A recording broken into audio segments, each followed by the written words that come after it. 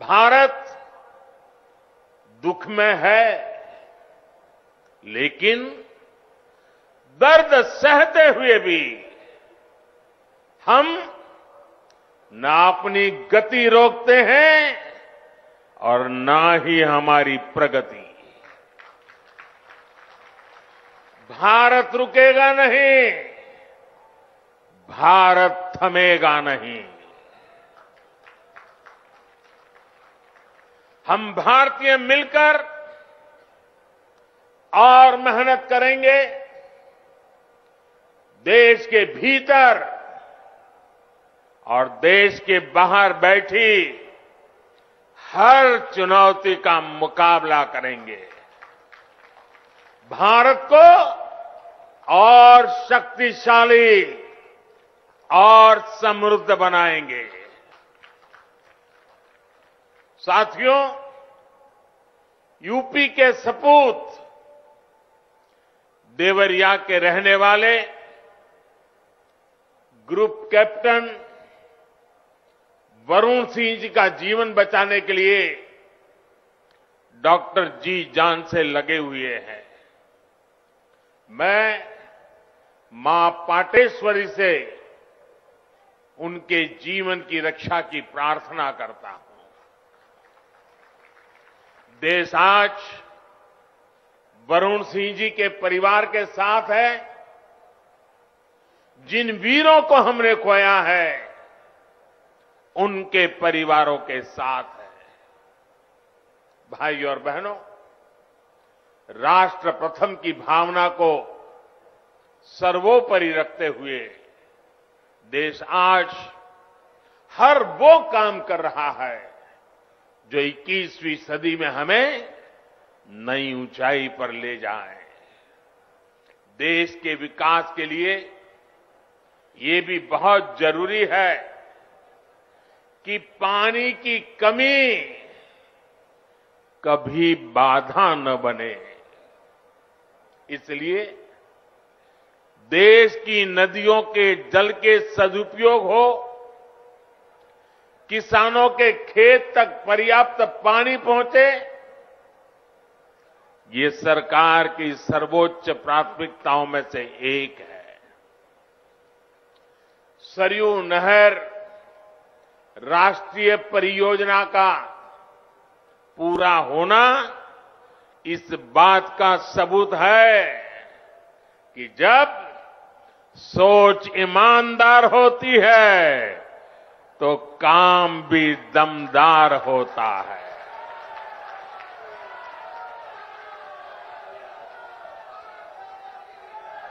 दशकों से आप इसके पूरे होने का इंतजार कर रहे थे। घाघरा, सरयू, राप्ती, बाणगंगा और रोहिणी की जल शक्ति अब इस क्षेत्र में समृद्धि का नया दौर लेकर आने वाली है। बलरामपुर के साथ साथ बहराइच, गोंडा, श्रावस्ती, सिद्धार्थनगर, बस्ती, गोरखपुर, महाराजगंज और कुशीनगर के सभी साथियों को, लाखों मेरे किसान भाइयों बहनों को आज हृदय से बहुत बहुत बधाई देता।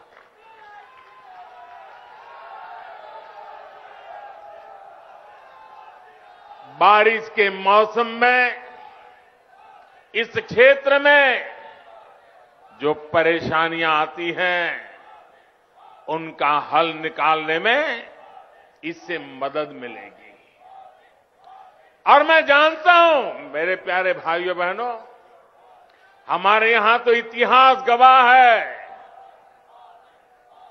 अगर किसी ने प्यासे को एक प्याला भर पानी पिला दिया होता है तो वो इंसान जीवन भर कभी उस ऋण को भूलता नहीं है, जीवन भर उस इंसान को भूलता नहीं। और आज लाखों किसानों के प्यासे खेत जब पानी प्राप्त करेंगे, मुझे पक्का भरोसा है आपके आशीर्वाद जीवन भर हमें काम करने की ताकत देंगे। आपके आशीर्वाद हमें नई ऊर्जा देंगे। भाइयों बहनों, आज मैं ये भी कहना चाहूंगा, विशेष रूप से वो किसान जिनके पास 2 हेक्टेयर से कम भूमि है, उनके लिए सिंचाई की ये व्यवस्था जीवन बदलने वाली होती है। जैसे कोई व्यक्ति मृत्युशैया पर पड़ा हो, उसको ब्लड की जरूरत हो, लहू की जरूरत हो, रक्त की आवश्यकता हो, और जैसे ही डॉक्टर रक्त ला करके उसको चढ़ाएं और उसकी जीवन बच जाता है, इस पूरे क्षेत्र के खेतों को ऐसी ही नई जिंदगी मिलने वाली है। साथियों, बलरामपुर की मसूर दाल का स्वाद तो बीते सालों में देश भर में फैला ही है। अब पारंपरिक फसलों के साथ साथ इन क्षेत्रों के किसान अधिक दाम देने वाली, अधिक आय देने वाली दूसरी फसलों की खेती भी व्यापक रूप से कर पाएंगे। साथियों, सार्वजनिक जीवन में मुझे एक लंबे समय से काम करने का सौभाग्य मिला है। मैंने पहले की कितनी ही सरकारें देखी है, उनका कामकाज भी देखा है। इस लंबे कालखंड में जो मुझे सबसे अधिक अखरा, जिससे मुझे सबसे ज्यादा पीड़ा हुई है, वो है देश के धन, देश के समय और देश के संसाधनों का दुरुपयोग, उसका अपमान। सरकारी पैसे हैं तो मुझे क्या, मेरा क्या, ये तो सरकारी है। ये सोच देश के संतुलित और संपूर्ण विकास में सबसे बड़ी रुकावट बन गई है। इसी सोच ने सरयू नहर परियोजना को लटकाया भी, भटकाया भी। आज से करीब 50 साल पहले इस पर काम शुरू हुआ था। आप सोचिए, 50 साल के बाद आज इसका काम पूरा हो रहा है। जब इस परियोजना पर काम शुरू हुआ था, ये सिर्फ यहां के नागरिक नहीं, देश के नागरिक भी इस बात को समझे, हिंदुस्तान का हर नागरिक समझे, हिंदुस्तान का मेरा नौजवान समझे, जो अपने उज्जवल भविष्य की कामना करता है, वो मेरा देश का हर नौजवान समझे। साथियों, जब इस परियोजना पर काम शुरू हुआ था तो इसकी लागत 100 करोड़ रुपए से भी कम थी। जरा आप बोलेंगे कितनी लागत थी उस समय जब शुरू होना था तब? कितनी थी? कितनी थी? 100 करोड़। और आज कहां पहुंचा मालूम है? आज ये लगभग 10,000 करोड़ रुपए खर्च करने के बाद पूरी हुई है। 10,000 करोड़ कितना कितना पहले होना था 100 करोड़ में, आज हुआ 10,000 करोड़ में।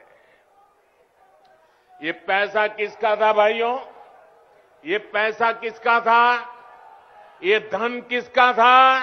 आपका था कि नहीं था? इसके मालिक आप थे कि नहीं थे?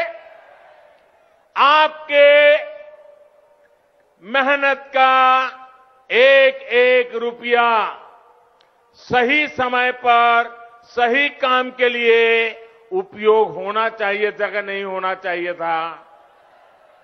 जिन्होंने नहीं किया वे आपके गुनहगार है कि नहीं है? आपके गुनहगार है कि नहीं है? ऐसे लोगों को आप सजा देंगे कि नहीं देंगे? पक्का देंगे? मेरे प्यारे भाइयों बहनों, पहले की सरकारों की लापरवाही की 100 गुना ज्यादा कीमत इस देश को चुकानी पड़ी है। हमारे इस क्षेत्र के लाखों किसानों को भी अगर सिंचाई का यही पानी अगर 20 साल 30 साल पहले मिला होता, आप कल्पना कर सकते थे? अगर मेरे किसान के पास पानी होता, पिछले 25-30 साल में पानी उसके पास पहुंचा होता, तो वो सोना पैदा करता कि नहीं करता? देश का खजाना भर देता कि नहीं भर देता? अपने बच्चों की शिक्षा दीक्षा अच्छी कर पाता कि नहीं कर पाता? भाइयों बहनों, दशकों से इस देरी की वजह से मेरे यहां के किसान भाइयों बहनों का भी अरबों खरबों रुपयों का नुकसान हुआ है। वैसे साथियों, जब मैं आज दिल्ली से चला तो सुबह से मैं इंतजार कर रहा था कि कब कोई आएगा, कहेगा कि मोदी जी इस योजना का फीता तो हमने काटा था, ये योजना तो हमने शुरू की थी।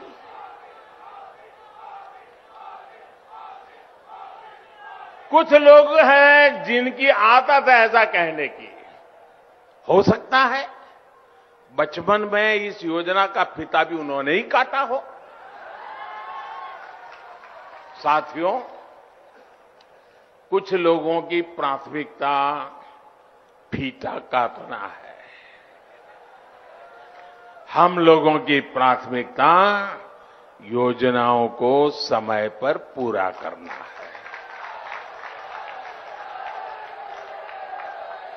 2014 में जब मैं सरकार में आया था तो ये देखकर हैरान था कि देश में सिंचाई की 99 बड़ी परियोजनाएं, 99 परियोजनाएं जो देश के अलग अलग कोनों में दशकों से अधूरी पड़ी है।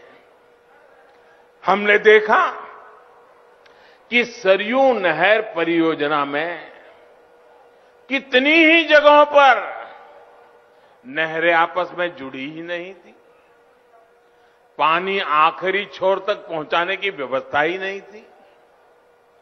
सरयू नहर परियोजना में जितना काम 5 दशक में हो पाया था, उससे ज्यादा काम हमने 5 साल से पहले करके दिखाया है।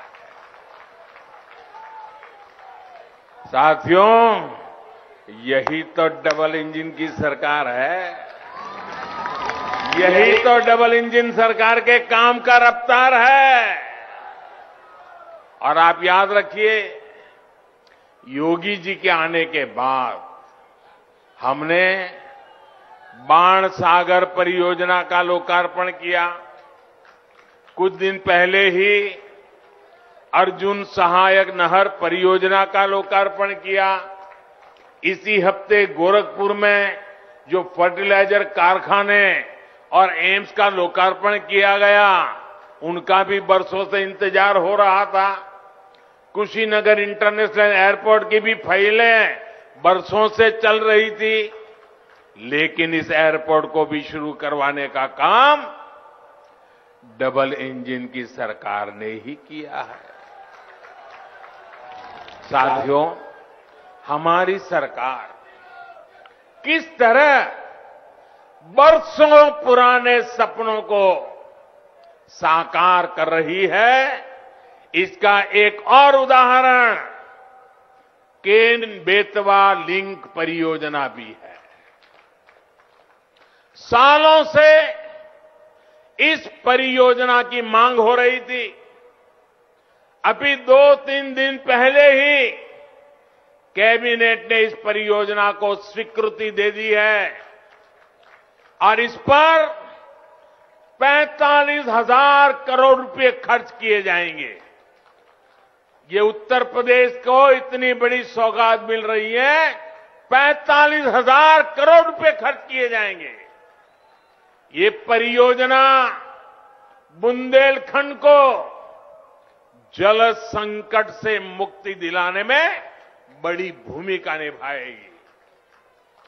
भाइयों और बहनों, आज देश में आजादी के बाद पहली ऐसी सरकार है जो छोटे किसानों की सूद ले रही है। पहली बार 2 हेक्टेयर से कम भूमि वाले छोटे किसानों को सरकारी लाभ से, सरकारी सुविधा से जोड़ा गया है। बीज से लेकर बाजार तक, खेत से लेकर खलिहान तक उनकी हर तरह से मदद की जा रही है। इन छोटे किसानों के बैंक खातों में पीएम किसान सम्मान निधि के हजारों करोड़ रुपए सीधे भेजे जा रहे हैं। उनकी आय बढ़ाने के लिए उन्हें खेती से जुड़े अन्य विकल्पों की तरफ भी प्रेरित किया जा रहा है। ऐसे विकल्प जिसमें बहुत बड़ी जमीन की उतनी जरूरत नहीं पड़ती, उन्हें इसका मार्ग दिखाया जा रहा है। इसी सोच के साथ पशुपालन हो, मधुमक्खी पालन हो या फिर मछली पालन, इनके लिए राष्ट्रीय स्तर नई योजनाएं शुरू की गई है। आज भारत दूध उत्पादन के मामले में दुनिया में अग्रणी है ही, लेकिन आपको जानकर के खुशी होगी, आज हम शहद, हनी, मधु, आज हम शहद निर्यातक के रूप में भी विश्व में अपना स्थान बना रहे हैं। हमारी सरकार के प्रयासों की वजह से बीते 7 वर्षों में शहद का निर्यात बढ़कर करीब करीब 2 गुना हो गया है और इससे किसानों की 700 करोड़ रुपए से ज्यादा की कमाई हुई है। भाइयों और बहनों, किसान की आय बढ़ाने का एक और विकल्प बायोफ्यूल भी है। हम खाड़ी का तेल से चलाते थे, अब हम झाड़ी का तेल भी लेकर के आ रहे हैं। बायोफ्यूल की अनेक फैक्ट्रियां यूपी में बनाई जा रही हैं। बदायूं और गोरखपुर में बायोफ्यूल के बड़े कॉम्प्लेक्स बनाए जा रहे हैं। यहां पास में गोंडा में भी इथेनॉल का एक बड़ा प्लांट बन रहा है। इसका लाभ इस क्षेत्र के बहुत से किसानों को होगा। गन्ने से इथेनॉल बनाने के अभियान में भी यूपी अग्रणी भूमिका की ओर बढ़ रहा है। बीते 4.5 साल में लगभग 12,000 करोड़ रुपए का इथेनॉल यूपी से खरीदा गया है। योगी जी की सरकार जब से आई है तब से गन्ने के भुगतान में भी बहुत तेजी आई है। एक समय 2017 से पहले का भी था जब गन्ना किसान सालों साल बकाया मिलने के लिए इंतजार करते थे। पिछली सरकारों के दौरान जहां 20 से अधिक चीनी मिलों में ताला लग गया, वहीं योगी जी की सरकार ने इतनी ही चीनी मिलों का विस्तार और आधुनिकीकरण किया है। मैं आज बलरामपुर से देश भर के किसानों को एक विशेष निमंत्रण भी देना चाहता हूं और मैं चाहूंगा सिर्फ उत्तर प्रदेश के नहीं, देश भर के किसान मेरे इस निमंत्रण का स्वीकार करें और मेरे साथ जुड़े। मेरा निमंत्रण किस बात का है? इसी महीने 5 दिन के बाद 16 तारीख को, 16 दिसंबर को सरकार प्राकृतिक खेती पर, नेचुरल फार्मिंग पर एक बहुत बड़ा आयोजन करने जा रही है। हमारे एक पद्म पुरस्कार विजेता सुभाष जी करके हैं महाराष्ट्र के, उन्होंने जीरो बजट खेती का एक विचार विकसित किया है। ये वो प्राकृतिक खेती वाला विषय है। इससे हमारी धरती मां भी बचती है, हमारा पानी भी बचता है और फसल भी अच्छी और पहले से ज्यादा होती है। मेरा आप सभी किसान साथियों को, देश भर के किसान साथियों को आग्रह है कि आप 16 दिसंबर को टीवी के माध्यम से या कृषि विज्ञान केंद्र के माध्यम से जरूर इस कार्यक्रम में जुड़िए। आप हमारी बात को समझेंगे, मुझे पक्का विश्वास है आप उसको अपने खेत में लागू करेंगे। यह आपको बहुत लाभकारी होने वाला है।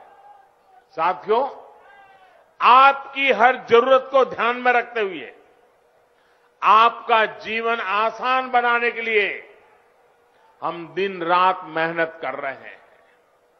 इसकी छाप आपको प्रधानमंत्री आवास योजना के तहत बन रहे गरीब के पक्के घर में भी दिखेगी। पीएम आवास के तहत मिल रहे घरों में इज्जत घर यानी शौचालय है, उज्ज्वला की गैस है, सौभाग्य योजना का बिजली कनेक्शन है, उजाला का एलईडी बल्ब है, हर घर जल योजना के तहत मिल रहा पानी का कनेक्शन है।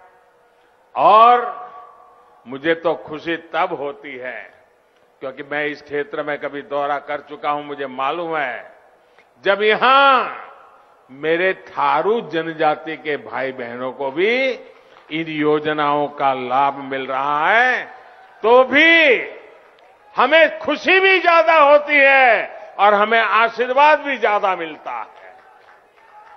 साथियों, हमारे यहां सदियों से एक तौर तरीका चला आ रहा है कि घर होगा, मेरी माताएं बहनें मेरी बात जरूर समझें और मेरे पुरुष भाई भी अपने घर में बताएं। हमारे यहां एक मान्यता चली, परंपरा चली, व्यवस्था चली। वो क्या? घर होगा तो पुरुष के नाम, दुकान होगी तो पुरुष के नाम, गाड़ी होगी तो पुरुष के नाम, खेत होगा तो पुरुष के नाम। महिलाओं के नाम पर कुछ भी नहीं। कुछ होता है क्या महिलाओं के नाम पर? नहीं होता है ना। मैं आपकी पीड़ाएं जानता हूं बराबर, माताएं बहनें, और इसलिए हमने क्या किया,